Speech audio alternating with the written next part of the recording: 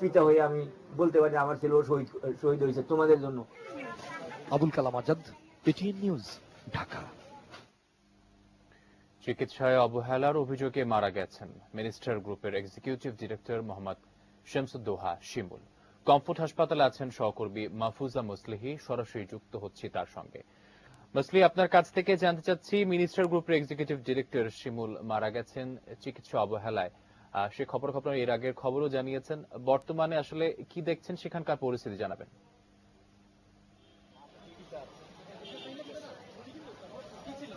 জি আকাশ, আপনি দেখতে পাচ্ছেন এই মুহূর্তে কমফোর্ট হসপিটালে কিন্তু যারা সহকর্মী রয়েছেন শিমুল সাহেবের, তারা কিন্তু বিক্ষোভ চালিয়ে যাচ্ছেন। সকাল থেকেই তারা মানববন্ধন করছেন। তাদের একটাই দাবি যে এই যার কারণে, যে ডক্টরের কারণে মূলত এই হত্যা হলো, তারা বলছেন এটাকে হত্যা। এই হত্যাকারীর বিরুদ্ধে তারা বারবার ফাঁসি চাচ্ছেন।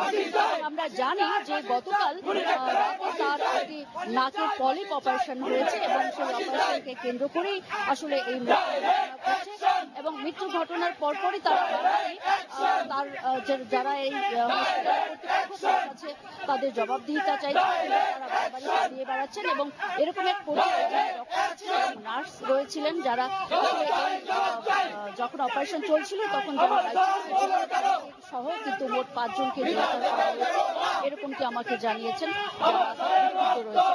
তারা বারবারই বলছেন যে একেবারেই ছোট একটি অপারেশন এবং 40 সেকেন্ডের একটি অপারেশন ছিল, করেছে বারবারই এই চিকিৎসক। এবং তার যেই জায়গাটাতে অপারেশনের দরকার ছিল সেই জায়গাটাতে না করে তার সাইডে বেশি মূলত এই অপারেশনটা করেছে এবং এর ফলে বড় রকমের ক্ষতি হয়েছে, যে কারণে মূলত তিনি মারা গেছেন। এবং অতিরিক্ত রক্তক্ষরণ হয়েছিল প্রচুর, এরকম একটি বিষয় আমাকে জানানো হয়েছে।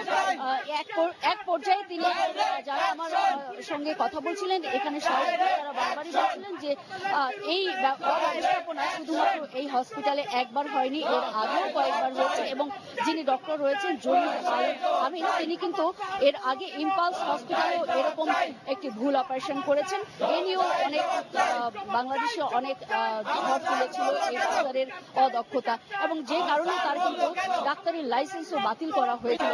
কিন্তু এই যে সহকর্মী তারা বারবারই আমাকে প্রশ্ন করছিলেন এবং সরকার যিনি রয়েছেন তাদের কাছেও তাদের প্রশ্ন, যিনি বারবার এই লাইসেন্স বাতিল হয় এরকম একজন ডক্টর কি করে এ ধরনের একটি অপারেশনে আসে, এবং এই বিষয়টি তদন্ত করে খতিয়ে দেখার পরপরই তার বিরুদ্ধে শাস্তিমূলক ব্যবস্থা এবং সর্বোচ্চ মৃত্যুদণ্ড সেটিও কিন্তু দাবি করছেন তারা। এবং সকাল থেকেই তারা এই গেট ভেঙে বা গেট থেকে ভেতরে প্রবেশ করে যারা কর্তৃপক্ষ রয়েছেন কমফোর্ট হসপিটাল তাদেরকে কিন্তু যাওয়ার চেষ্টা করছিলেন, কিন্তু ভেতর থেকে যারা কর্তৃপক্ষ রয়েছে তারা কিন্তু গেট খুলছেন না এবং ভেতরকে প্রবেশ করতে দিচ্ছেন না। এক পর্যায়ে তারা পুলিশ এবং সেনাবাহিনীর সহযোগিতা চান। কিছুক্ষণ আগে আমরা দেখেছি সেনাবাহিনী এবং পুলিশের উপস্থিতি, এবং তারা ভেতরে কেউ প্রবেশ করেছেন এবং তারা চেষ্টা করছেন এখানকার পরিস্থিতি সামাল দেওয়ার জন্য। এই ছিল আমার কাছে সর্বশেষ পরিস্থিতির খবর কমফোর্ট হসপিটাল থেকে। আপনাকে ধন্যবাদ। দর্শক, মিনিস্টার গ্রুপের এক্সিকিউটিভ ডিরেক্টর চিকিৎসার অবহেলায় মারা গেছেন, তারই দাবিতে তার সহকর্মীরা আন্দোলন করছেন কমফোর্ট হসপিটালের সামনে থেকে। সেই খবরাখবর জানাচ্ছিলেন সহকর্মী মাহফুজা মুসলিহি।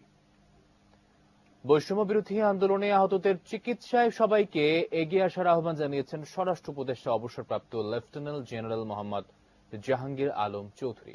সকালে রাজধানীর বিজিবি হাসপাতালে আহতদের দেখতে গিয়ে কথা বলেন তিনি।